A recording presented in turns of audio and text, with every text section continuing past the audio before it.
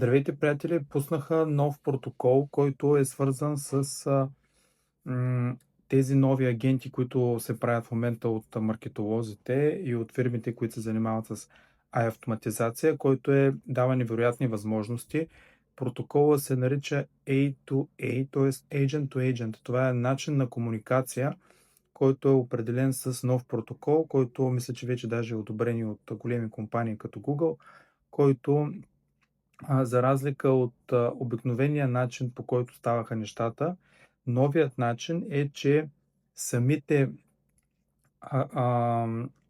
самите физически лица и фирми ще могат да се пускат и да се изграждат агенти, които да работят за тях, и самите агенти помежду си могат да комуникират с този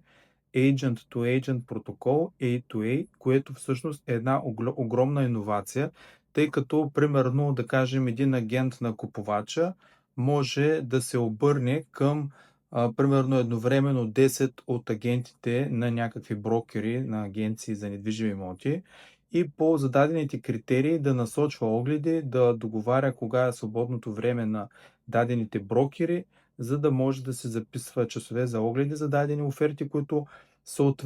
съответстват на търсенето на купувача. Да, сега в момента звучи малко като а,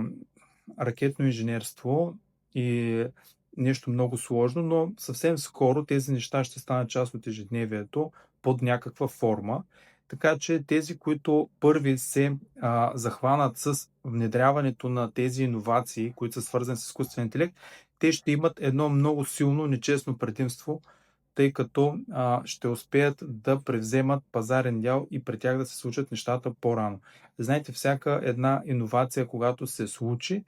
тя е силна, когато имаш предимството на първия играч, който я предлага. Така че за тези от вас, които искат да видят дали бихме могли да внедрим такива решения и за тяхната фирма,